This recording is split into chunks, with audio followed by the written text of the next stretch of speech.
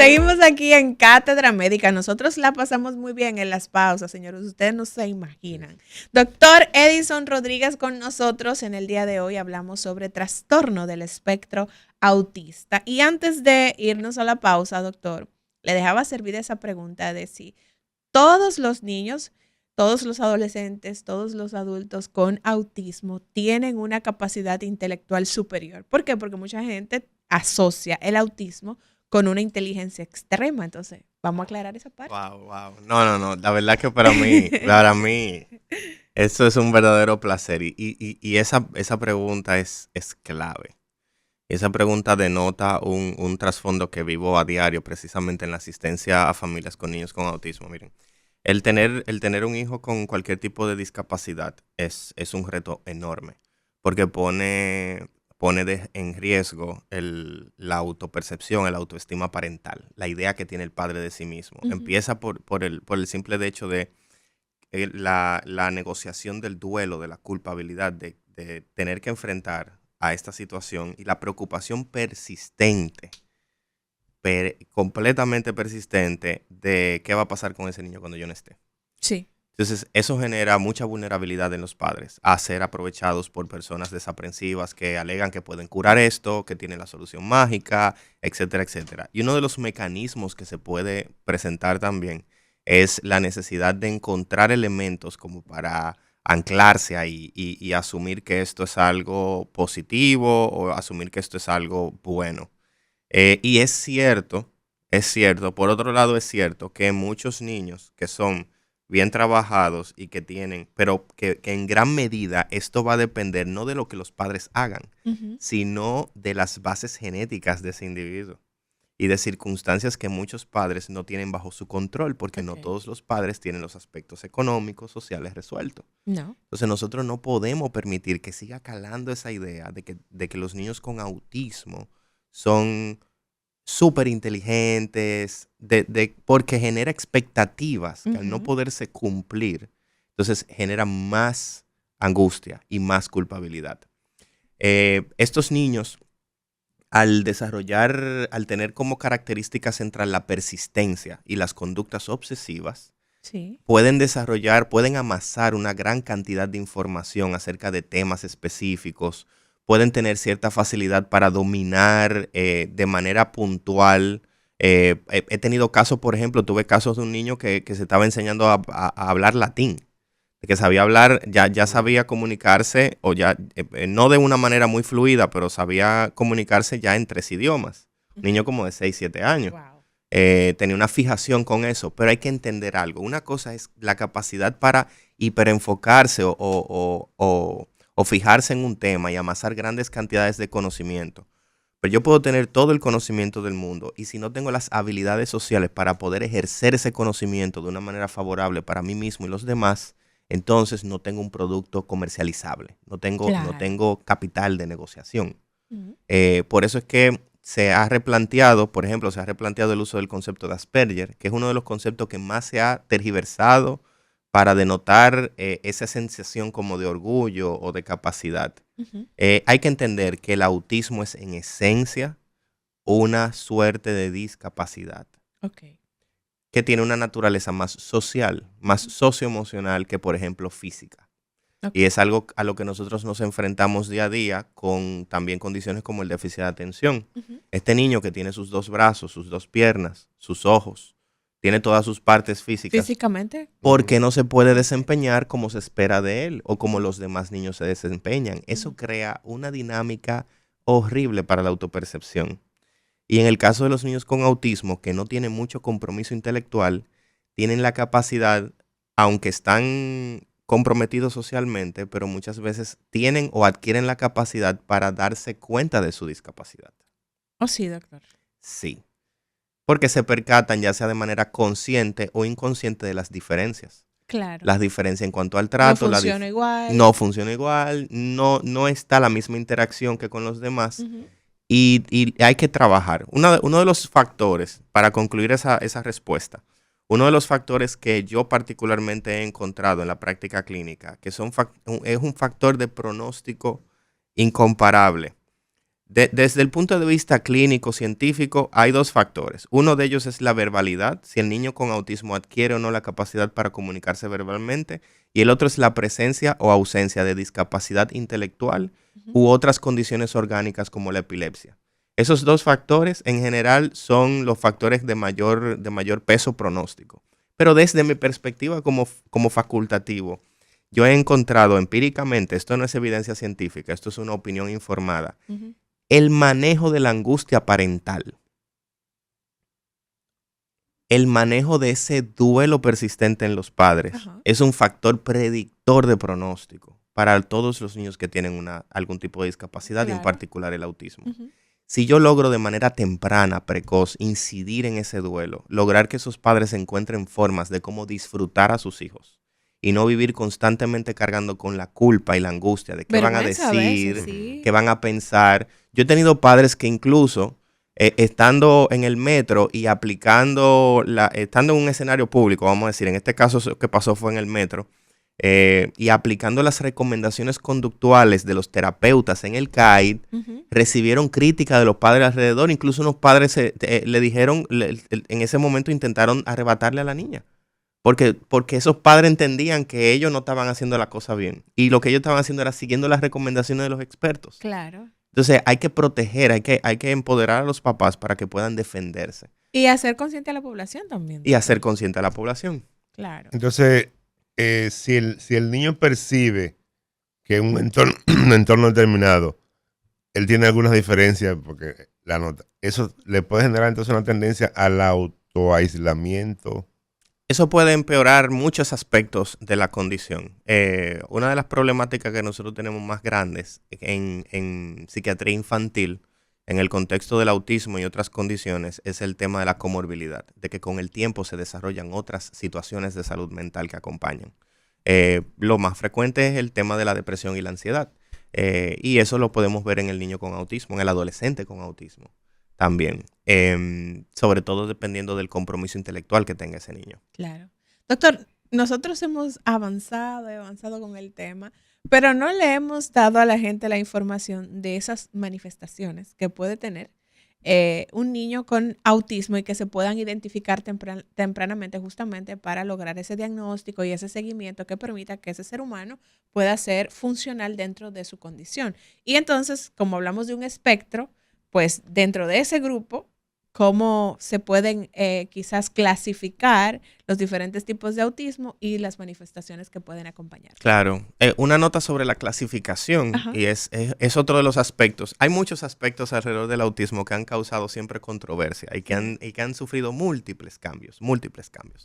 El tema de la categorización es uno de esos temas, porque siempre se ha tratado, y por eso también el concepto ha mutado con el tiempo, de ser lo menos peyorativo posible, de que las etiquetas no impacten necesariamente de una manera negativa en la persona que las recibe. Y es necesario entender que los niveles de severidad en el autismo están determinados actualmente por el grado de dependencia de la ayuda externa que tiene el individuo, de acuerdo a su etapa de desarrollo. ¿Qué tanta ayuda necesita? ¿Qué tanto soporte necesita ese individuo para realizar sus actividades de la vida diaria? Es algo parecido a lo que sucede, por ejemplo, con la discapacidad intelectual, que se categoriza leve, moderada y severa. En el caso del autismo tenemos nivel 1, 2 y 3. Hay una comparación, una equivalencia que le gusta mucho a las personas hacer entre el nivel 1 de autismo y el Asperger. Que ahí es donde está un poquito del terreno gris sobre esto.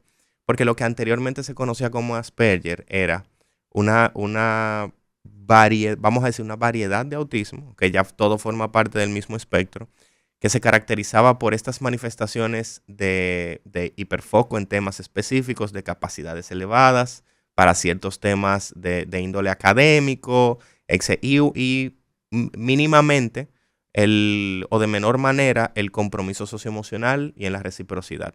Y ahí caigo a hablar un poquito sobre cuáles son las características centrales y lo que se va presentando en el niño con autismo.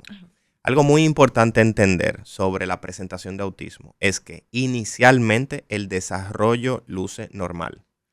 En general, de acuerdo a la información que nosotros tenemos, hasta alrededor de los 18 años, al 18 meses de vida, dígase año y medio. El niño va El desarrollándose desarrollo normal. suele ser normal. Se puede ver afectado desde muy temprana, desde el inicio del proceso de desarrollo, pero lo usual es que el niño incluso, y lo típico que se ve, es que el niño tenga todos sus hitos del desarrollo psicomotriz, sostén cefálico, que pueda sostener su cabecita por sí solo, a los 3 meses, que pueda sentarse, que empiece a pararse y caminar, y empiece la adquisición del lenguaje, y entonces alrededor de los 18 meses, de 18 a 24 meses, vemos que de manera generalmente abrupta hay una pérdida de funciones. El niño ya estaba empezando a decir papá y mamá y de repente deja de hacerlo. Retrocede. Claro, el niño ya se paraba o estaba en proceso y entonces retrocede. Pérdida de funciones que se estaban adquiriendo, Ujú.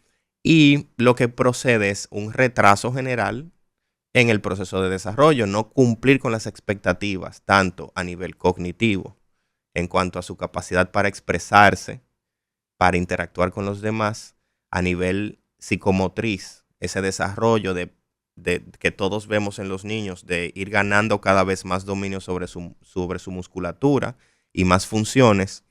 Y también, y aquí es donde me voy a detener más a hablar un poquito de las características de la relación entre el niño y su cuidador, porque de las señales precoces de alerta está en la dificultad del niño para desarrollar los aspectos sociales de la interacción. Dígase, mirar a los ojos, que es algo de lo que vemos muy frecuentemente. Ujú. A medida que el niño va evolucionando también en los primeros años de vida, desarrolla lo que se llama la mirada conjunta o conjugada. ¿Cómo ha sido? Es la capacidad del niño de prestar atención a los estímulos a los que el cuidador presta atención. Por ejemplo, si yo miro en una dirección, ¿qué hacemos generalmente los adultos? Vemos a ver qué fue lo que le llamó la atención a esa persona. Ajá. Eso es un elemento que está muy comprometido en las personas con autismo. Okay. Y dentro de las pruebas de los cuestionarios es una de las cosas que se mide. Todos los aspectos que pueden llamar la atención, aparte de aquellos que tienen que ver con el desarrollo normal de funciones, tienen que ver con la interacción con los cuidadores. Por eso es importante que los padres estén pendientes de si el niño disfruta de ser cargado por ellos, de la interacción con ellos, el desarrollo de la sonrisa, todos estos aspectos que tienen que ver con la interacción social. O sea, un bebé puede no sonreír y eso puede ser un signo de alerta de que puede tener De que puede haber un probable retraso o un compromiso en el neurodesarrollo. Okay. Eso que tú acabas de mencionar acaba de acordarme algo muy importante que hay que denotar. Y es que hoy en día, y también atándolo con algo que comentaba el doctor anteriormente sobre el diagnóstico de autismo, hoy en día en muchos escenarios veo que no se están utilizando otros conceptos que se pueden utilizar para denotar, para describir retrasos en el neurodesarrollo. No todos los retrasos en el neurodesarrollo son autismo. Okay. Eso es importante entenderlo.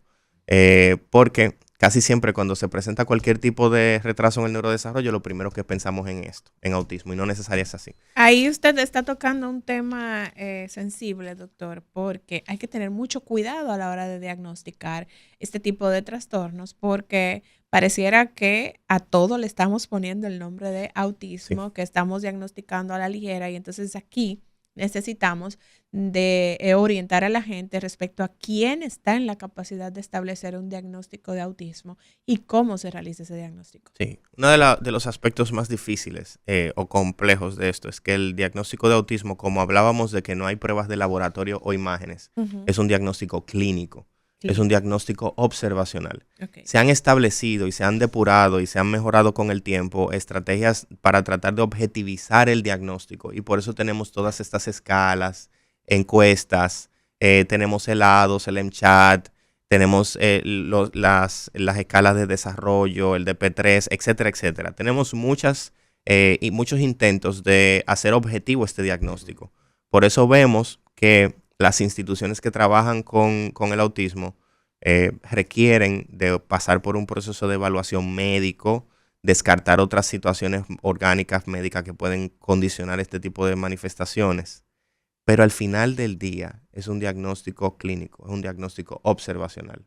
Por eso tenemos que velar porque los profesionales que trabajan con estos niños, porque el diagnóstico puede venir, la sospecha diagnóstica puede venir de un profesor. O sea, ya un niño que está en la escuela. Que se trata de escolarizar. Ajá. La sospecha diagnóstica puede venir, que viene con muchísima más frecuencia de un pediatra.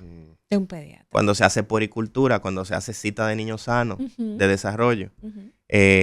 Y así puede venir puede venir de todas las especialidades médicas que ven al niño en su proceso de desarrollo, empezando por el emblema de la pediatría, pero puede venir incluso de personas que tienen contacto con el niño en escenarios educativos, en escenarios de cuidado, esa sospecha diagnóstica. Ahora, la comprobación diagnóstica sí requiere de un profesional, ya sea un psicólogo con especialización en neurodesarrollo, no un psicólogo general.